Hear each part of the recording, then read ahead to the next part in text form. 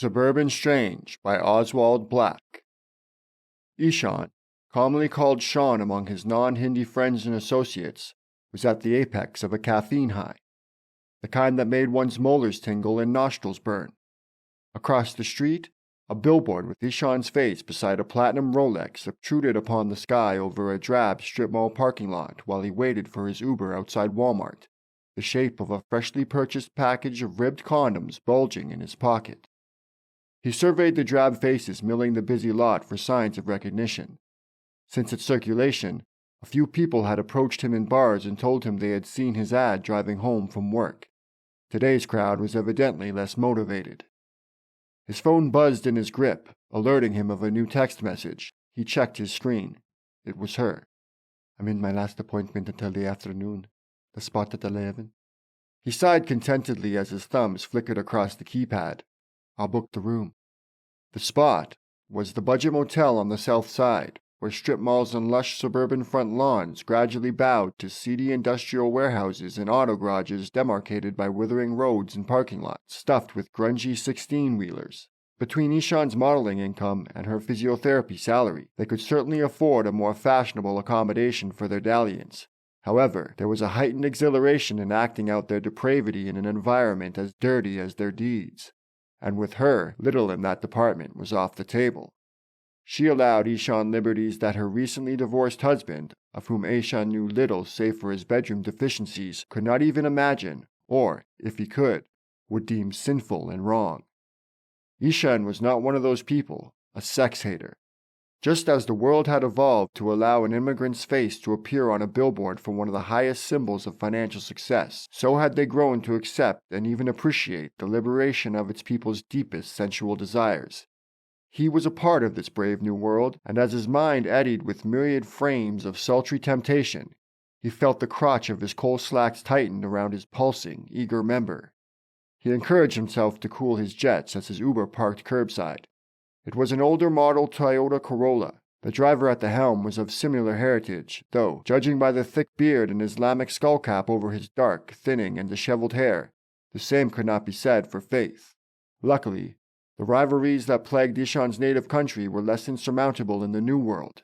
Here, for the most part, brown was brown, black was black, and white was white. Everything else was just details. Ishaan clambered into the back seat and closed the door. Dark, steely eyes under wild, bushy eyebrows gazed at him through the rearview mirror. His swelling member deflated forthwith. "Alayhi salam," said the driver forcefully. It was an awkward moment Ishaan had faced many times in his 27 years. In his younger days, he would adequately respond with "Wa alaykum assalam," out of respect despite being Hindi. But as he stepped further and further asunder from his parents' umbrella, he abandoned the custom, finding that too many people, shared skin tone or otherwise, reserved their reverence strictly for those with similar affiliations. If he had restricted himself to this archaic custom, his modeling career undoubtedly would have floundered before it began, and his adventurous affair with the silky-haired physiotherapist, a Christian, would have remained a vague afterthought on the drive home from his monthly appointment, instead of an imminent rendezvous filled with the wildest sex to which he'd ever been a party. "Thanks," Ishaan offered blandly, intimating his preclusion. The driver's gaze disconnected and returned to the windshield impassively. "Ready to go?" Ishaan sunk more comfortably into the back seat. "Yes, please." The Corolla slowed through the parking lot, pausing once or twice for shoppers and carts scurrying bilaterally from the shop's sliding entrance. Ere long, they were on the road, merging with traffic and increasing speed. Ishaan's phone vibrated in his palm. He checked the message. "Leaving in 10. Ishaan grinned, again allowing himself to drift into lecherous reveries of what was to come. He pictured her freeing her breasts from lace, her smooth skin and hardened nipples, rebellious in their circumference, welcoming his curious tongue. He envisioned the thatch of pubic hair above her hooded clitoris yielding to his fingertips as they traversed every electrified nerve, inducing whispers of ecstasy and shivers of satisfaction from the twisted flesh at his will.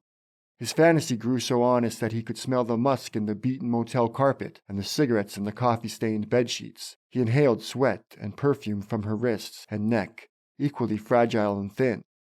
The tightening of his slacks returned. When he at last broke from his thoughts, Ishaan noticed that they had diverted from the main road and were cruising through an unfamiliar residential neighborhood. "Is this a shortcut?" he asked warmly. After rejecting the driver's theological olive branch, he could not further extend his discourtesies. The driver continued to drive silently, deeper and deeper into the suburban warren. Excuse me, Ishaan continued, hardening his tone. No response. Exasperated and growing more irritated by the second, Ishaan exclaimed, I ordered a ride to the budget motel. This doesn't seem like the right way. We're heading west. We should be heading south. He was astounded that even with satellite GPS, drivers still managed to get lost. Sometimes he would think, immigrants, disdainfully, and then instantly reproach himself for how whitewashed he'd become. We're not going to the motel, the driver muttered. Ishaan stiffened and examined the former more closely. He rechecked his phone to make sure he had entered the correct destination. Vindicated, he flashed the Uber app at the front seat. See? The budget motel. I don't know where you're going. We need to turn around. No, said the driver. Ishaan felt a pang of indigence. Excuse me? Running a stop sign, the Corolla made a swift left onto another street resembling all the others. Luckily, there were no cars on the road. Did you hear me? Ishaan spouted angrily. We're going the wrong way. The driver leaned forward and retrieved something from under his seat. Ishaan's skin hardened with braille-stiff gooseflesh at the appearance of a gleaming pistol in the driver's hairy grip. Very soberly, dark eyes fixed on the road, the driver said, We're not going the wrong way because we're not going to the motel. You can message my wife and tell her she'll be waiting for you for a long, long time. Arthur perched in his beaten Honda Civic, parked down the street from the target house. He felt the familiar tingle, the surge of anticipatory excitement synonymous with domestic burglary. He related it much to how a boxer felt in the dressing room before a fight. It was the calm before the storm, a time to focus, to get in the zone, to prepare the mind so that the body may follow. Garred, Arthur's curated companion in his forenoon caper, curled in the passenger seat, looking much less at one with himself. His shifty eyes, deep set in a prematurely wrinkled face, glowered at the stretch of suburban avenue ahead as if it had insulted his kin. I got a bad feeling about today, he muttered, blowing into a gloved fist. The engine was off, and the autumn chill had tenaciously seeped into the cab. I don't appreciate that ominous energy, Arthur replied to his wary cohort. You haven't been to jail, Garred noted. The flap of skin drooping from his emaciated jaw flickered. You're young, dumb, think you can't get caught. Garred had been to jail twice before for possession and distribution of cocaine, something discussed at length when Arthur first met him drinking at the bar where Garred washed dishes part-time. His experience in the world of crime was the impetus for Arthur enlisting him to help in today's score. He had thought a second set of hands would take some of the pressure off. However, the aging assistant's incessant pessimism quickly grew vexing to the mastermind attempting to center his energies. Arthur inhaled negativity and exhaled assurance. Let me get into my headspace, G. Relax. We're not gonna get caught. This guy's not even home. What about witnesses? Garred countered readily. Like who? Everyone's at work. Arthur pointed to the neon numbers on his dashboard clock for emphasis. Like those guys, grunted Garred. He stabbed a gloved finger at two primed, suit-wearing white men on the porch a few houses ahead, speaking with the disinterested homeowner through a crack in the door. The suit with wavy blonde hair held a pamphlet and shone a pretty smile. The shorter, dark-haired one gripped the wheeled tote bag's handle and did most of the talking. In the same fashion as the two houses preceding, Arthur and Garred observed the door close and the suits dejectedly traipsed down the driveway. The Bible salesmen? They're clearly going door to door. They'll see us. Well, we'll just have to wait for someone to invite them in, won't we? They don't seem to be striking a whole lot of interest. It'll work in our favor. If the guy notices the Buddha is missing, which the client says he won't, the police will canvass the neighborhood and hear about two creepy Bible salesmen instead of us. I don't think anyone's going to invite them in. So we wait until they move to the next street, Arthur rejoined. Just breathe and relax. Everything is going to be fine. The phone in Arthur's lap brightened and buzzed, oscillating a summery melody. The client's number flashed on screen. Arthur's pulse fluttered. Shut up, that's her, he averred as he lifted the phone to his ear. Garred eyed the device with both caution and contempt. Hey, Arthur answered coolly in his seat. The fiber smelt of stale cigarettes and the egg McMuffins he and Garred ate for breakfast. Are you in place? The client asked brusquely. Arthur found her subtle Indian accent exotic and erotic, a significant change from the usual uncouth ebonics used by the females in his life, whom of late there had been few. He hoped the $7,000 he stood to procure from the grift after paying Garred his $3 would change his luck in that department. Arthur adopted a velvety and dangerous phonation. "Yeah, I'm here. Everything's ready. Just waiting on your word." "Okay. The bathroom window will open if you slide it off its hinge. I hope the person you brought isn't overweight." Arthur covertly scrutinized his withering partner and felt confident there would be no issues with the crawl. Garred returned an equal examination. "It's all cool, baby. Don't even sweat it." Arthur swooned into the phone. It was the first time he had attempted a pet name. He wondered if it would slide. "Don't call me baby," she rejoined. "Sorry," Arthur assured professionally. The woman obviously didn't mix business with pleasure. "The Buddha is in the chest in the TV room closet, mixed with a bunch of other knickknacks. It's a black granite, slightly glittery, about the size of a small lamp. The bag it's put in should be durable because it's heavy." Arthur glanced at the thrift store school bag between Garrett's rigid legs and decided it would do fine. "It's all taken care of." "Good," she said, slightly brighter.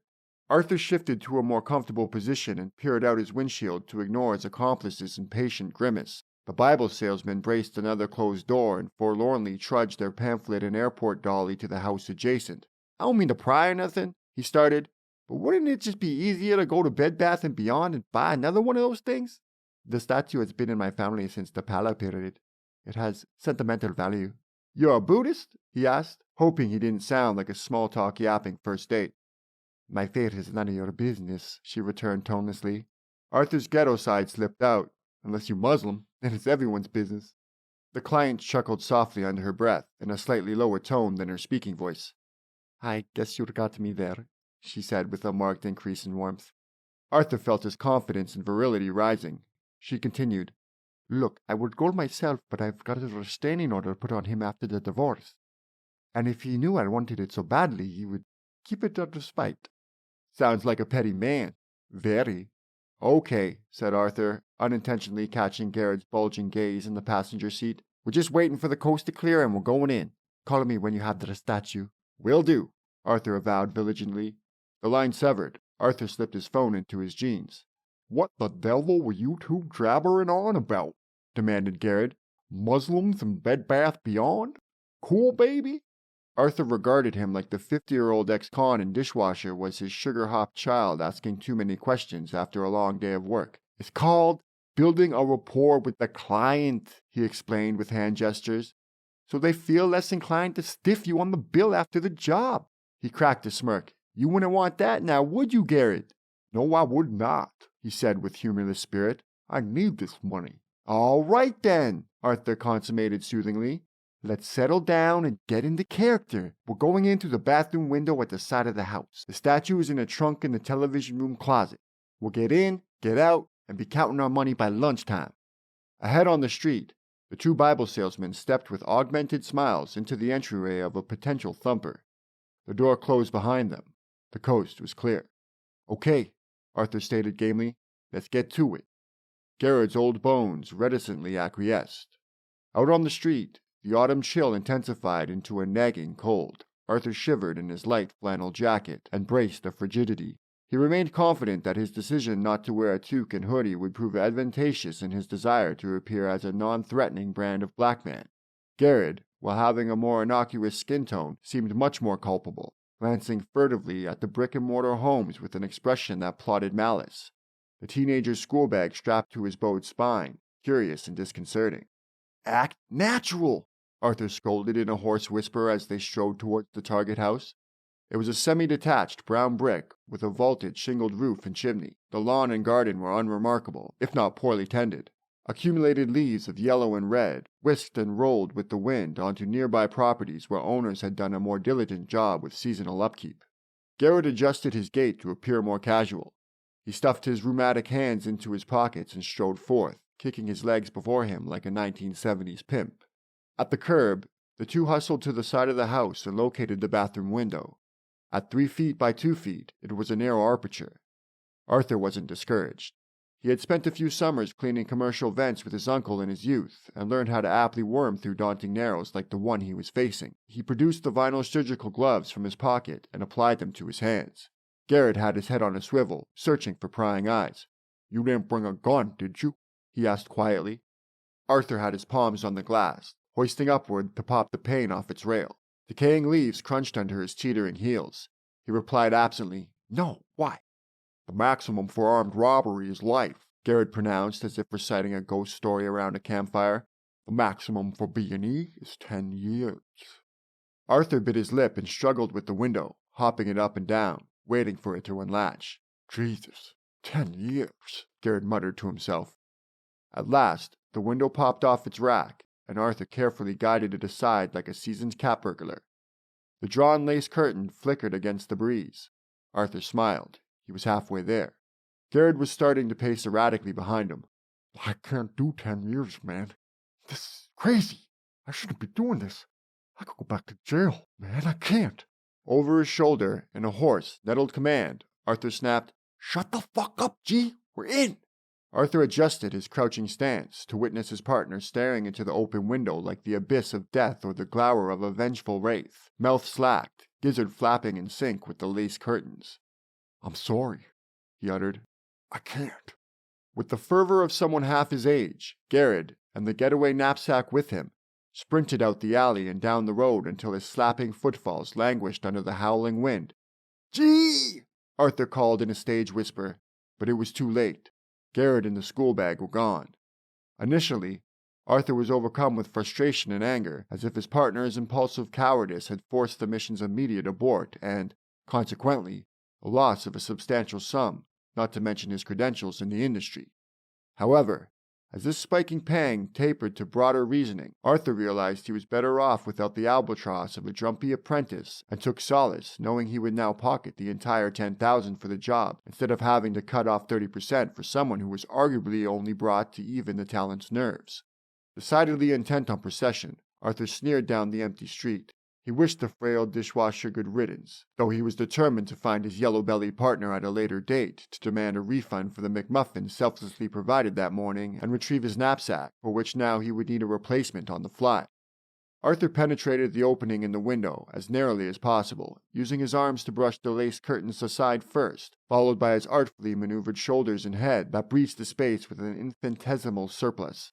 He now looked at the small bedroom with pastel blue walls, worn tile, and a stained sink. He snaked forth an inch at a time, wedging in his chest with calculated wiggles. The rail pressed uncomfortably against his breastbone until his lower half oozed inside like toothpaste to a brush.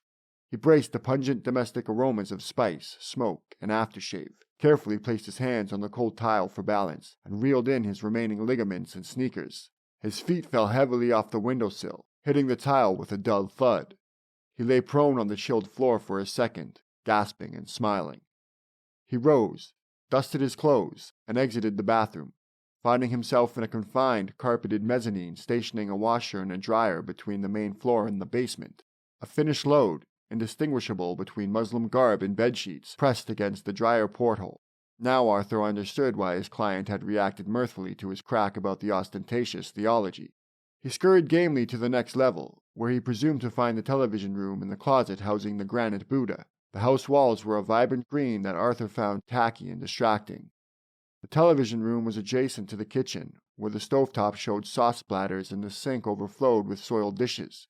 Other than an ornate prayer corner complete with Arab partitioning and rug, the amenities were no different than the majority of non-Muslim homes. Brown couch and love seat, some plastic greenery about, and tapestry on the wall, a centerpiece table mounting the television remote, a Muslim newspaper, an ashtray containing 4 pressed cigarette butts, and finally, the corner closet opposite the prayer station. The door was closed, almost vibrating in Arthur's imagination, luring him closer. Arthur bounded for his prize. He swung open the door and, true to his client's word, on the floor, among an ancient vacuum ironically collecting dust and falling clothes hangers, was a chest not unlike the sort sought by pirates of legend. He knelt and opened the vaulted lid like a black Indiana Jones. The inside of the chest, upholstered in rich velvet, contained a bulky flashlight, a paperweight shaped like an elephant, 2 packs of AAA batteries, one with 2 removed, and the granite Buddha statue he was there to obtain. He grinned at the corpulent sculpture, mimicking the demigod's idle contentment. Reaching with 2 hands, as he recalled the mention of its singular weight, he said to it, "Come to Poppy, you fat fuck," and chuckled to himself with earnest amusement. He felt a notable resistance as he stood, cradling his trophy with the care of a newborn. "You, my dear," cooed Arthur, nearly blowing a raspberry into the paunchy bald man's bare, distended belly, "are gonna make Daddy a lot of money." Marlo and Jonathan waved goodbye to Miss Duncan from her porch. Her gracious visage, dilated smile, and clown makeup bid them an amiable farewell despite foregoing the purchase of their patented revolutionary product, the heated driveway. Jonathan had thought the retired spinster, with no husband or kids to whom she could delegate the heavy lifting, would show stars in her eyes at the prospect of permanently removing driveway shoveling from her list of homeowner obligations. And yet, much like the preceding 10 houses they had visited in the upper middle-class neighborhood, a marked increase in pedigree from both their present city lodgings, the decaying bachelorette, who still primped and dolled herself in her mid-70s to sit in her floral-patterned recliner and watch daytime television with a cigarette burning in the ashtray on her armrest and a pot of strong tea on the stand, decided that for the price the dashing young solicitors were quoting, she would be better suited paying the kids on the street a few dollars to shoulder the task, seeing that they were already rolling around in the stuff anyway. "And with global warming, who knows?" she cackled, reaching for her cigarette, floating tendrils of blue smoke into the already hazy sitting room. Jonathan and Marlo, both avid non-smokers, swallowed their nausea. "Soon there may be no snow to melt." After the door thumped close, the salesman's superficial smiles and eager shoulders drooped, each side as a precursor to a deep breath of fresh air. Jonathan shivered slightly at the stark drop in temperature. Marlo stared down at their promotional pamphlet as if searching for flaws.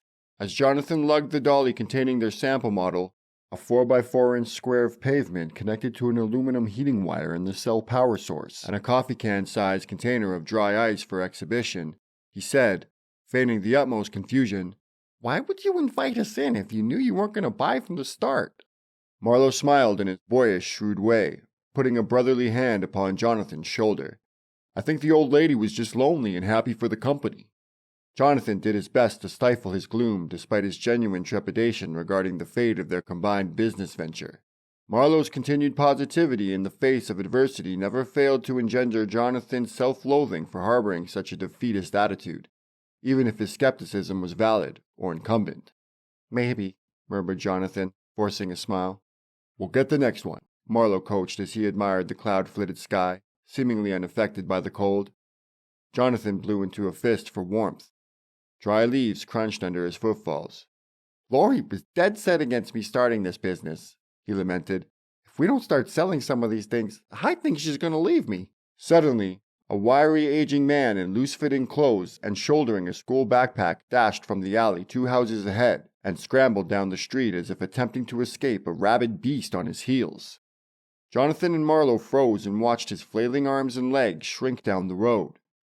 When he disappeared around the corner at the crossroad, Marlo unfroze, blinked, and responded belatedly, "Your girlfriend's not going to leave you. It just hasn't gotten that cold yet. People need that first harsh drop in temperature to remind them how horrible it is being outside in the winter. Trust me, a lot of these folks who said no are going to be calling us come December. We're just planting seeds, that's all. Just planting seeds." "Well, maybe we should use real snow instead of dry ice for the exhibition," Jonathan suggested as they ambled up the next driveway. "I think the swirling gas kind of freaks people out." "Swirling gas is better than a puddle on the living room floor," Marlo countered benignly. The two ascended the porch steps, and Marlo rang the doorbell. He glanced at Jonathan gamely, and Jonathan adjusted his posture to show confidence. "We got this," asserted Marlo. He lifted the promotional flyer to his chest and donned a preemptive, winning smile. "We got this," Jonathan repeated, squelching his doubt. The door opened, and a respectably garbed pretty woman in her 30s, who Jonathan felt bore a resemblance to Laurie, and consequently a good omen, stared back at them. For an instant, Jonathan detected arousal behind her eyes. Her gaze went to the flyer in Marlo's hand, for the dolly behind Jonathan. She said plainly and benevolently, "Sorry, not interested." The door closed, and Jonathan heard fading footsteps inside.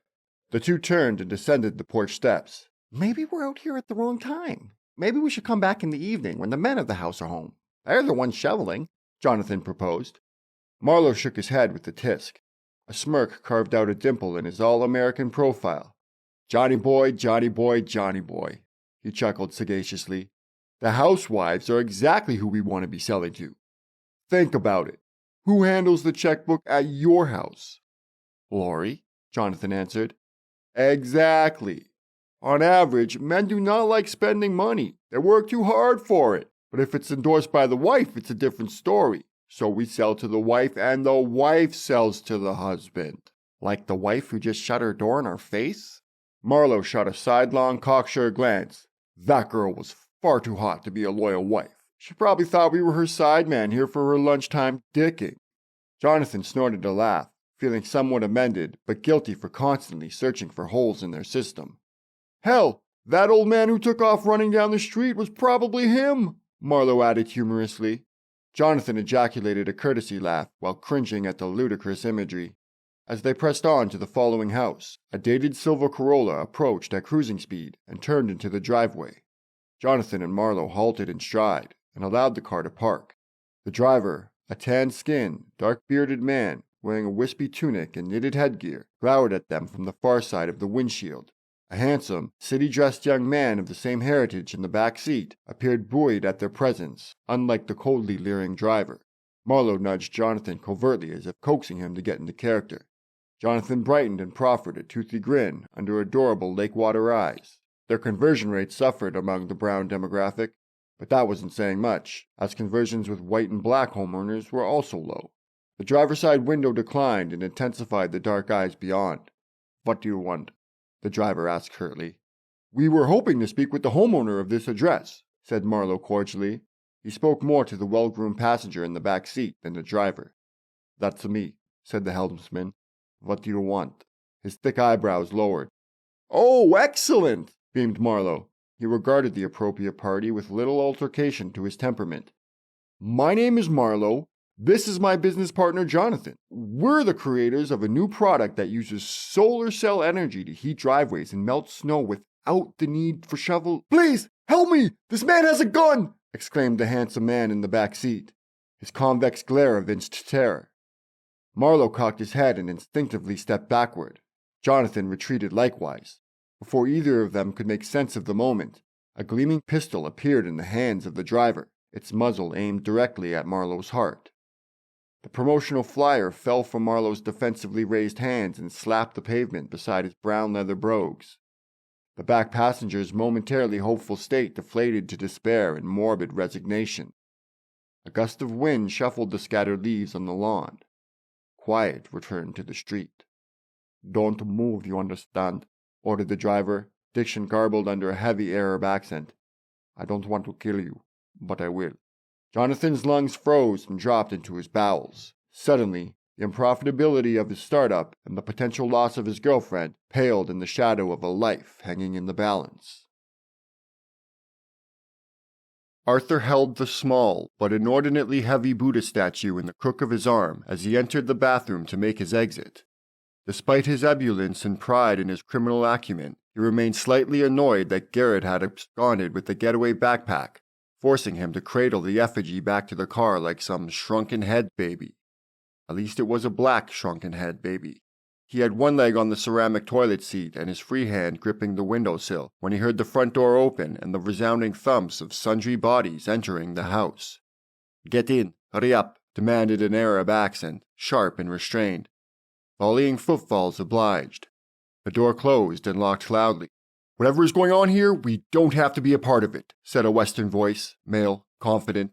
We can leave here and never say a word. We're just salesmen, sir, said a mousier white addition. Quiet, said the Arab. Go in this room. Now, go. There were garbled noises and shuffles. Arthur froze in his stance despite his raised leg and arm starting to gnaw. He listened, heart pounding.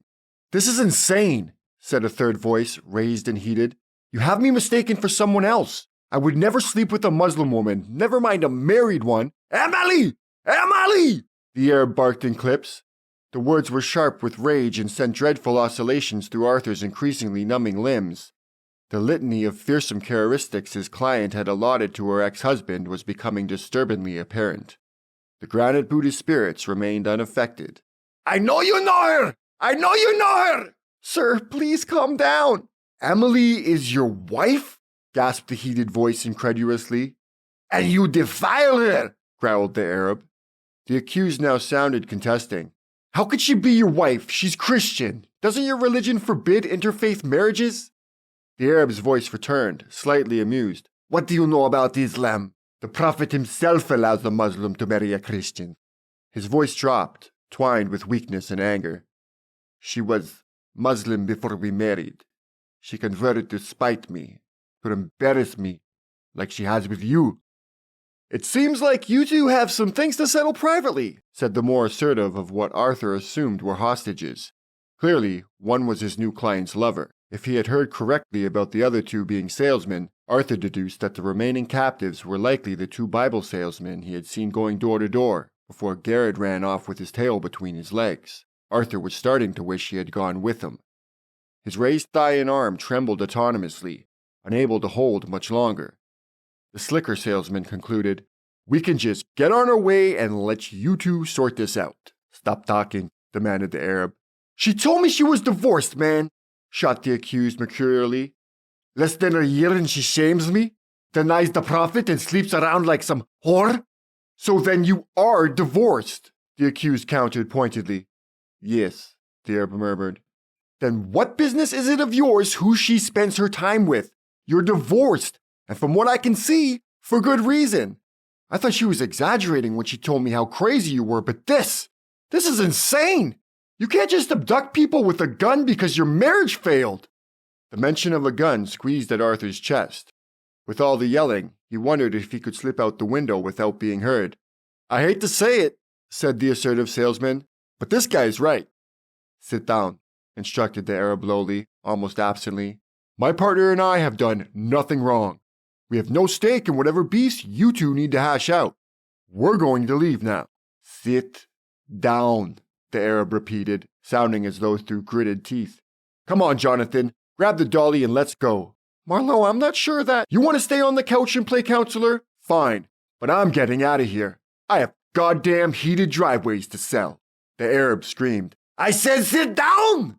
The gun blasted twice, a beat between shots. There was a scream and a hard thud. The sounds and their implications startled Arthur so intensely that he lost all control of his muscular function. The arm clasping the window dropped to his side, and the other arm fumbled the Buddha as he slipped off the toilet and crashed against the cupboard under the sink. The Buddha fell like an anvil, rattling off the toilet's edge to the tiled floor. Arthur's heartbeat redlined. His legs flailed as he scrambled to his feet. He seized the Buddha lying sidelong beside the porcelain, its weight in his palm like a shot put, and noticed a new chip on the statue's back left shoulder as he hopped on the toilet to make a hasty exit through the window's narrow yield.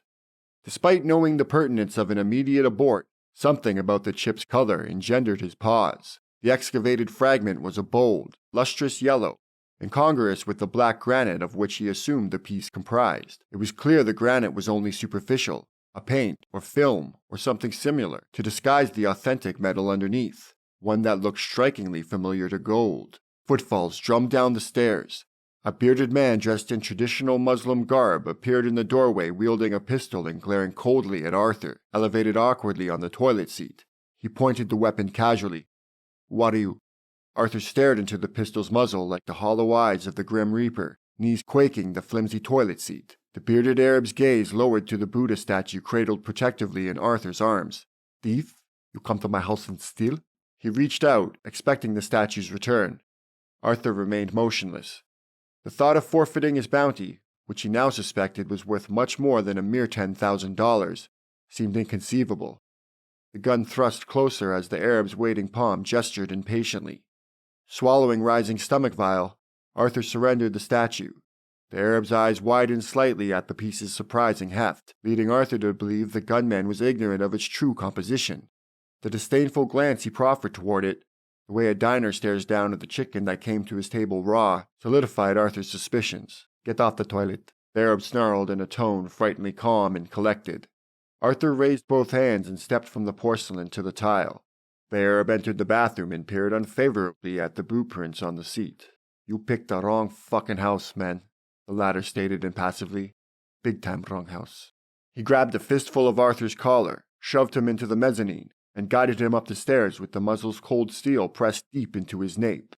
When they reached the main floor, Arthur saw a scene that further stoked his revulsion. He clasped his mouth to keep himself from excreting. One of the well-dressed Bible salesmen canvassing the street splayed like a chalk outline in the front hallway. There was a bullet wound in his temple. His eyes were open and vacant, staring wantingly at the door. On the couch was the other salesman, sprawled, eyes closed. Unlike the well-dressed Indian boy beside him, clutching his bloody leg and groaning in agony, he had no visible wounds. Arthur glanced at the gunman in horror. The Arab smiled pleasurably at his work. He ordered Arthur via pistol to the couch's matching love seat. Arthur acquiesced and attempted to forestall his tears. The Arab scrutinized the statue, but failed to heed the chunk missing from the shoulder or the orate treasure it exposed. "You break into my house and steal this?" chuckled the Arab. His face brightened slightly, like a man having a bad day at work, cutting a smirk at one of his colleagues' off-color jokes. He gestured to it with the gun. "This is worthless. A coffee table paperweight." He laughed at the ludicrousness of the situation. "Priceless is more like it," thought Arthur. He perched gargoyle still on the love seat and glared at the active murder weapon in the Arab's hand. Beside him, the Indian boy, who by process of elimination must have been his client's new lover, continued to moan and shift left to right as he squeezed his bleeding leg. Having no desire to reveal the Buddha's hidden value, Arthur stuttered, I wasn't stealing it. I was going to use it as a weapon when I heard you come into the house."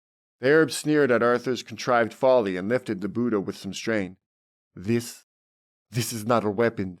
He showcased his gleaming 9mm pistol. "This is a weapon." "Do you realize what you've done?" the wounded Indian exclaimed hoarsely. His eyes welled with tears. "You just killed someone, you insane fuck! You idiot fucking asshole! You're going to jail! Do you hear me? Jail!" The Arab extended his weapon and fired a shot into Loverboy's forehead. The excavated third eye brought instant death and quiet.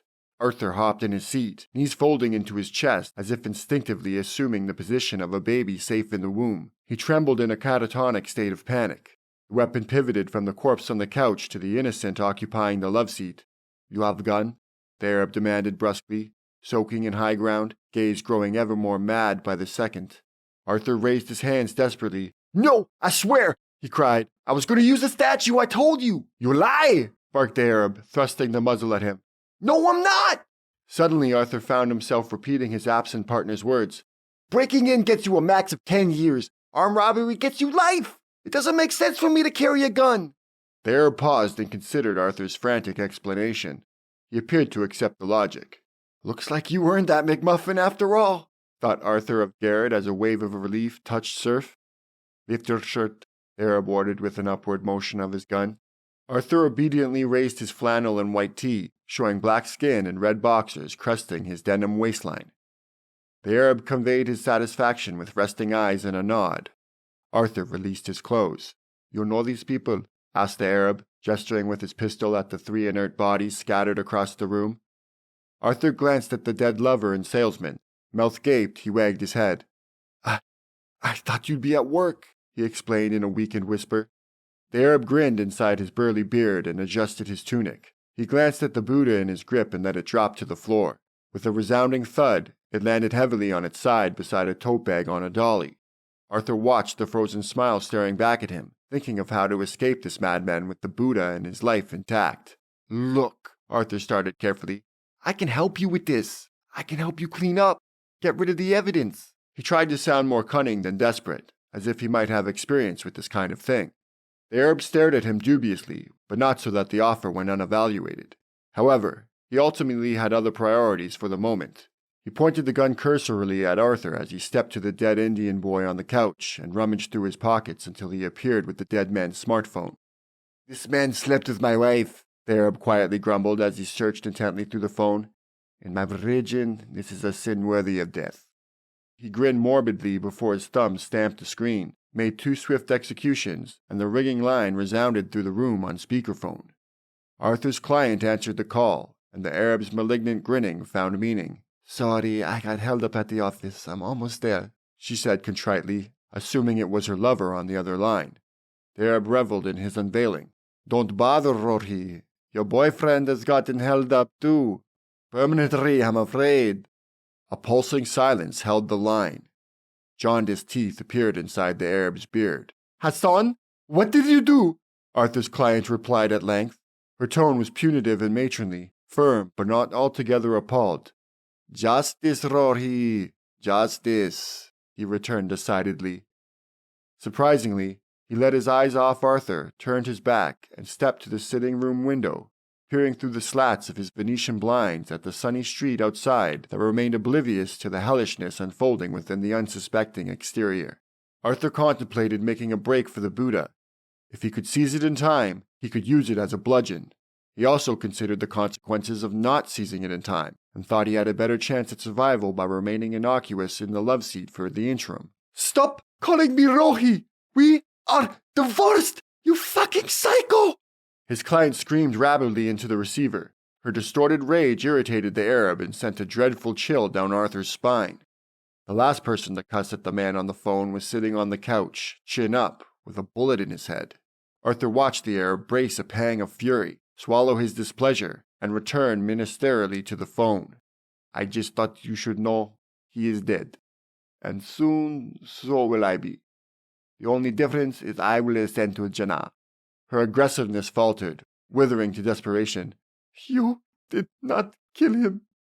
Hassan, tell me you did not kill him. The Arab pivoted and apprised his work with wistful, misty eyes. I'm looking at his body right now. He's on our couch, in the house that used to be our house, before you betrayed me. She was audibly sobbing.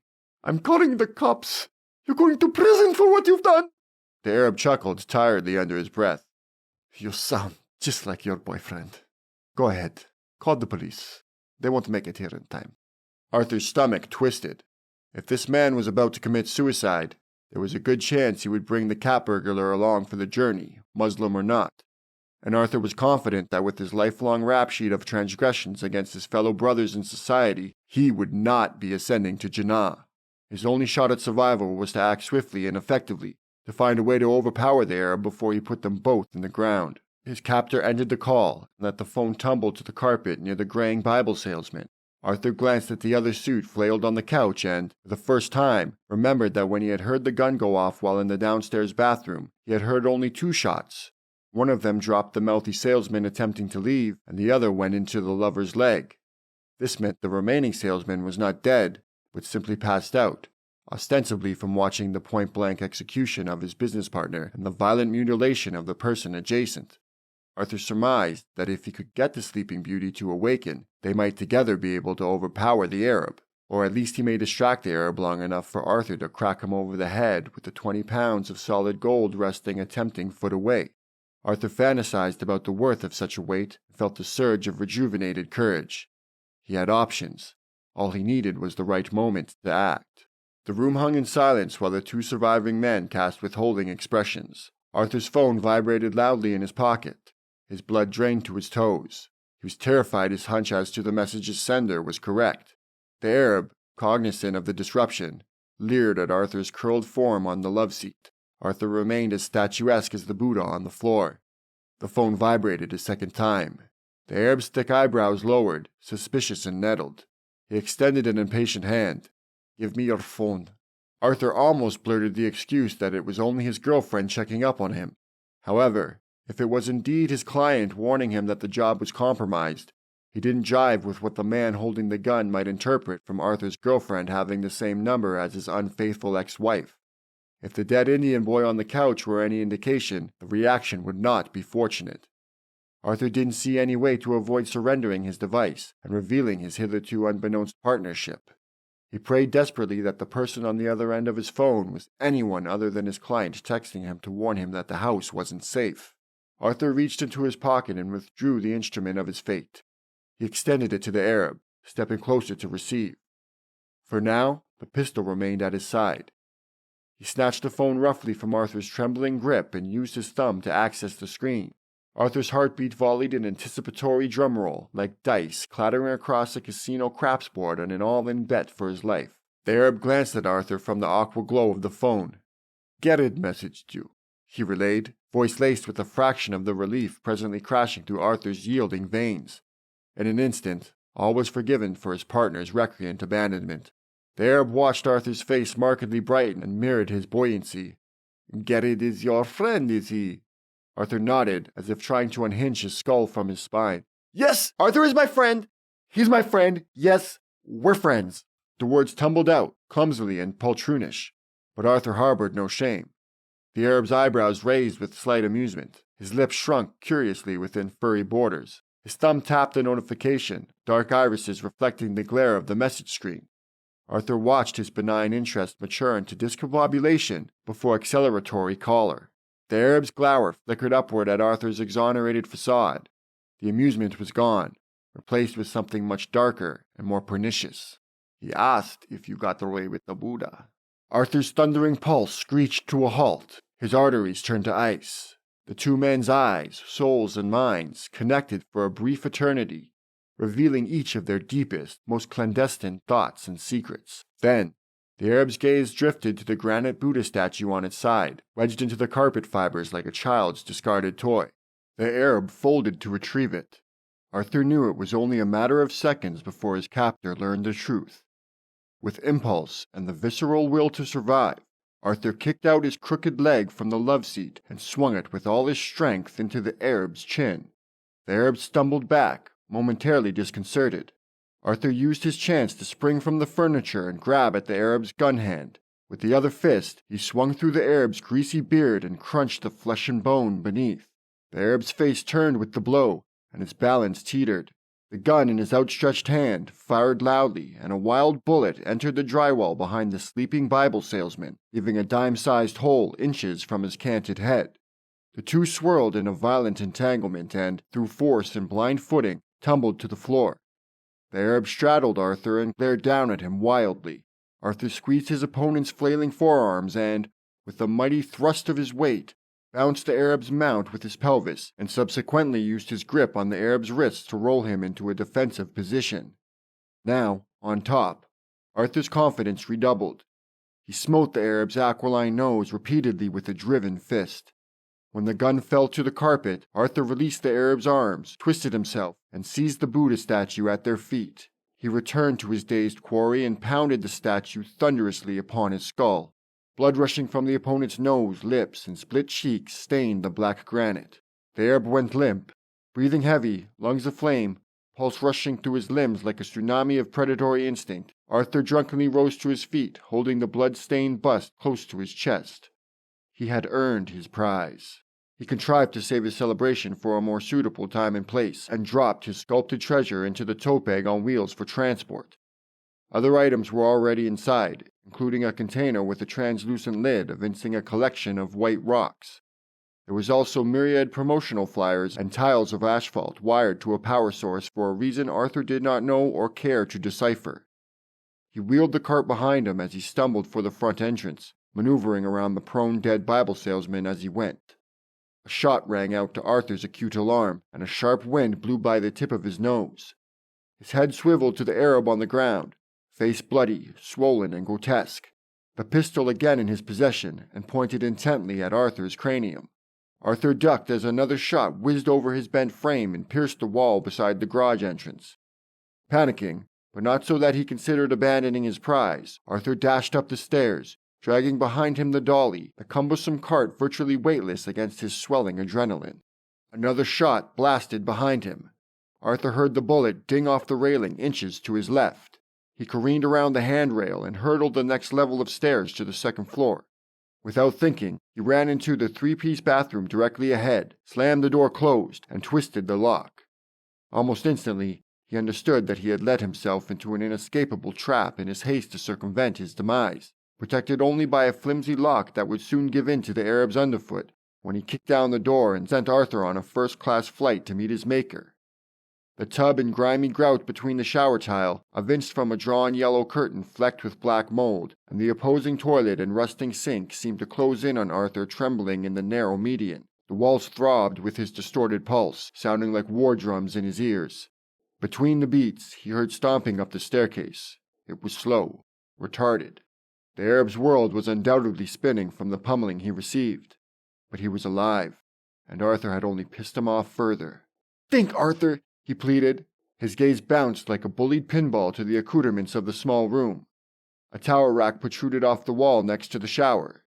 He considered yanking the rusted metal bar from the stud and using it as a bat, but, at his modest level of strength, he imagined it would take multiple tugs to pry out the nails. "I'm going to enjoy killing you, my friend!" The Arab's threat resounded through the locked door. His heavy, drunken footsteps steadily grew louder. "No time! No time!" cursed Arthur. He twisted desperately in search of a more immediate option. He saw the bag at his feet encasing the container of white balls, the charged asphalt, flyers, and Buddha. He wondered if the odd science kit also contained a knife or scissors. He knelt and removed the container. Its label read, "Dry ice." A shot fired blew a hole through the center of the door and smashed the small window above Arthur's squatted head. If he hadn't crouched to empty the tote bag, the bullet would have gone directly through his chest. The door shook under the first kick in the Arab's attempt to mow down the barrier. In a blur, Arthur's hand scraped at the dredges of the bag. To his profound disappointment, he found no sharp objects hiding among the garbage. Another loud thump against the door splintered the wood abreast the knob. With tears in his eyes, Arthur knew he was doomed. His mama was going to be heartbroken when she learned why he died all alone in a stranger's grungy bathroom. His brothers would probably shake their heads, shrug, and say, "That's Arthur." If those knuckleheads only knew that before their screw-up baby brother died, he had stumbled upon enough gold for the whole family to never have to work another day in their lives. Real treasure! Like the pirates in the cartoons he and his brothers used to watch on Saturdays, before his father stomped in the room and forced them to turn on something educational like that spindly cracker, Bill Nye the Science Guy. "Wait a second," thought Arthur, glancing at the label marked "Dry Ice." His tears stopped falling, and he forged a miraculous plan. As two more bullets pierced the weaning door and missed his stooped flesh by inches, he reckoned not a moment too soon. He frantically peeled back the lid on the dry ice container and upended the cylinder. A stream of white balls resembling those on a golf course poured into the scummy tub. Immediately, Arthur spun the hot water knob and released a blasting stream that crashed and bubbled over the rocks, spawning an instant explosion of thick white smoke that engulfed the narrow quarters within seconds. A third and final kick on the door sent it reeling open. Arthur heard a confused grunt escape his predator and, like a bat, used the sound as a sonar to determine his target's location. He propelled from his crouching position with the ferocity of an NFL linebacker and drove into the Arab's waist, coiling arms around his thighs. The gun clattered to the floor as Arthur thrust the blindsided Arab across the hall and over the second-floor railing. The billowing white smoke thinned to an opaque haze as it permeated the open level. Arthur heard the piercing crack of the Arab's neck upon hitting the ground floor. He knew he was dead before peering over the railing to see the contorted and bloody body inert next to the murdered Bible salesman. Arthur's knees buckled as if experiencing an orgasm. Overcome with the bliss of subsistence, he could not forestall the goofy, puttering laughter between exasperated chokes and gasps. He gazed behind him at the bathroom. Milky clouds emerged from the doorframe like a carnival-haunted house. He disappeared inside to reclaim his spoils. Jonathan opened his eyes and found himself in a strange room with green walls displaying foreign tapestry and smelling strongly of Eastern spices. He was confused initially, but all too quickly, the reason for his presence rushed back to him in a violent current. He had lost control of his body after watching a Muslim man shoot Marlow in the head. Jonathan blinked and adjusted himself slightly on the couch. He saw the young man beside him had a bullet in his head and leg. Jonathan remembered. It was the kidnapped man, the man who had slept with the shooter's wife. He couldn't recall if he had been dead before the blackout. Beyond the coffee table, Jonathan saw the body of his dead colleague splayed in the front hall. Before the thought could strike him that the murderer may still be in the house, Jonathan focused on a second body prone beside Marlow's. It was the Arab, though only recognizable so from his beard and tunic. His face, streaked with blood and swollen by bruises, was smashed to a pulp. Near Jonathan's head, he noticed a bullet-sized hole in the wall and wondered what he had missed while he was sleeping. He concluded that maybe it was better he didn't know. His meditations paused at the chaotic sound of footfalls descending the stairs, followed by a louder overlapping, not unlike a horse's gallop. Ere long, an ebony man of lean stature, dressed in bright flannel, appeared on the move at the foot of the stairs. His hands were full, one siding a pistol, and the other wielding Jonathan's cart. Jonathan surmised the flannel resembling those worn by television detectives, that perhaps this new arrival might have been an undercover police officer or crime scene operator bringing collected evidence to the car. He attempted to notify the officer of his arrival. "Hello?" Dashing to the front door, dragging the cart like he was late for a flight, the flannel man's head swiveled to Jonathan, showing a startled, bulging expression. Though his mind seemed momentarily frozen, his legs continued independently and, in haste, clipped under Marlo's arm, springing him toward the front door. He released the dolly as he propelled and reached out with the hand gripping the gun to brace his imminent collision. To Jonathan's profound alarm, and Jonathan was sure to the flannel man's as well, the hand gripping the weapon punched the door, inadvertently applying pressure on the finger crooked over the trigger. The muzzle, unfortunately, aimed toward the man's face as a result of his thrown arm, sparked and belched a reverberating note. The back of the man's skull splashed open like a pike through a melon, precisely as the front of his face smashed into the lower half of the door and slid to the tile, leaving a broad stroke of blood and brains in its wake. Jonathan perched silently on the couch. He waited in vain for the body to move. What had he just watched, he wondered? Had his eyes deceived him? It all happened so fast, seamlessly, as if frames of film were reeling on the projector. Soon, he started to believe that the man had been dead all along, that he had imagined the descending, the fall, and the consequent discharge through the damning effects of trauma and dissociation. Laurie was always telling him he was imagining things. He reached into his slacks, speckled with blood drops he presumed belonged to the corpse on his left, and produced his cell phone. He dialed 911, lifted it to his ear, and waited.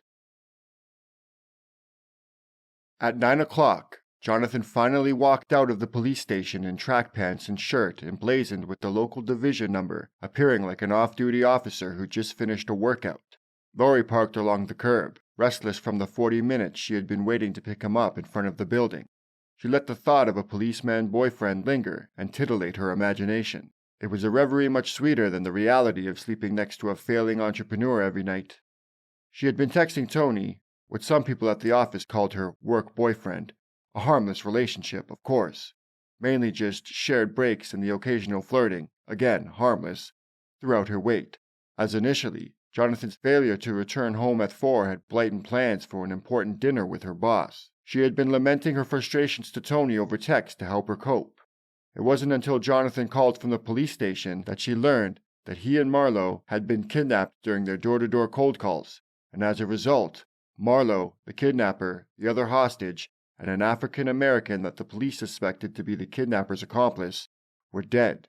Tony was equally shocked, and she guiltily agreed with him when he made the slightly inappropriate comment after his briefing that at least Jonathan would finally give up on his silly pipe dream and get a real job. "He just came out," she texted Tony before punching her phone into her purse and donning a poignant mask for her thoroughly defeated-looking boyfriend as he approached the passenger door, lugging what Laurie joked was his hobo dolly. Jonathan first opened the rear door and moored the dolly. "What happened to your clothes?" Laurie inquired affectionately as Jonathan clambered in her SUV like a little boy after a bad day of school. "There was blood splatter on them. Police took them for evidence." He didn't lean in for a kiss. He looked exhausted. Laurie decided he had been through a lot and would wait to talk to him about finding more profitable work until some of the day's excitement had settled. Even though she had her doubts about Marlo's character from meeting him that one time when the two were hatching their harebrained business, and even though Jonathan and Marlo's friendship was weak outside their partnership, nowhere near the bond she and Tony shared outside the office, Laurie still understood that seeing a person one knew get murdered, and almost getting murdered oneself, though he couldn't be sure about the latter because he had fainted from fright early in the ordeal, would have a devastating impact on one's mental wellness, at least for the immediate aftermath. Thus, she allowed the ride home to remain primarily silent and ruminative. At the apartment, Laurie poured herself a stiff vodka cranberry on the rocks, her trusted companion in lubricating nuptial discourse. She started the dinner she had expected to shirk while Jonathan showered and changed into clothes that weren't purloined from the police station locker room. When he returned to the kitchen, he fiddled through his hobo sack, which Laurie had nearly tripped over on the way to the freezer for more rocks, and unearthed his dry ice container, scrutinizing it dolefully. "Someone wasted all my dry ice," he groaned. She leaned against the fridge as the spaghetti water boiled on the stove and intimated, "After today, you probably won't need it, right?" He sighed blearily and ran his fingers through his damp hair. Laurie loved that hair. It was half the reason she decided to move in with him. "You may be right," he said. He glanced at her, evincing graciousness. "Way to see the bright side, honey." She raised a shoulder and affected a cute face. Jonathan continued exhuming his warm rock samples and a multitude of promotional pamphlets. He paused, squinting into the bag's abyss with a concerning increase in occupation.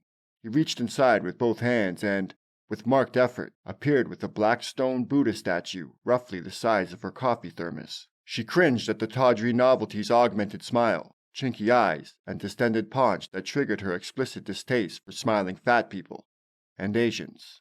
"What the hell is that?" she said sourly, setting her drink on the counter before stepping in for a closer look.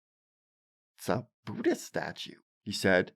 He grew more absent as he examined the weighted sculpture cradled in his hands. "I know it's a Buddha statue, genius," she returned bitingly.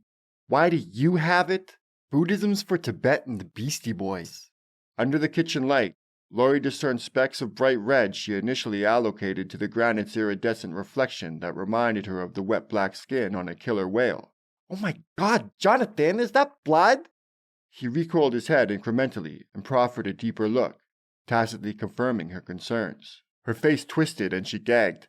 "That is blood! Oh my God, Jonathan! You brought that from the house you were in? That's disgusting! They probably used that in the murders and you brought it to our house!" She was concerned that her husband's interest in the trinket had yet to wane. "I didn't know it was in there," he murmured, transfixed on the stone. She lurched one more time for effect. "Didn't the cops go through your bag? They asked me what was in it. I told them dry ice and some promotional samples. They told me they thought a fight broke out between the kidnappers at some point and one used the ice as a distraction while being shot at." Yes, the ice was a distraction, thought Laurie. So was the whole damn stupid business. "So you just left with this thing in your bag?" she asked in a raised pitch, setting a hand on her narrow hip. "Wait until Tony hears about this." Jonathan appeared almost hypnotized, ready to kiss the ugly thing. "I guess," he shrugged. Laurie scoffed and returned to her drink on the counter. "Well, throw it out," she demanded sharply. "I don't want that thing in this apartment. It's gross." Jonathan blinked as if the casino magician's fingers had snapped and returned to earth, rising away from his awed enchantment. He frowned again like a disappointed child, stood with the statue, putted to the cupboard below the sink, and lobbed it into the bagged receptacle that she had changed while stress cleaning after Jonathan failed to come home in time for their dinner with her boss. The Buddha landed in the empty trash with a booming echo. Laura wondered if the cursed trinket had damaged her can. She loved that can.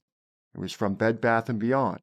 "Sorry about dinner with your boss," Jonathan said remorsefully as he shut the cupboard door. He turned on the tap and washed his hands in the sink. Laurie released a long-suffering sigh. "It's whatever. It's not like you knew what was going to happen." Jonathan had the audacity to chuckle. No, I did not." Laurie reached into the overhead cupboard for the package of spaghetti noodles and, slightly irked, but not wanting to appear petulant, said into the shelves, "Let's just eat and get an early night. One of us has to be at work in the morning."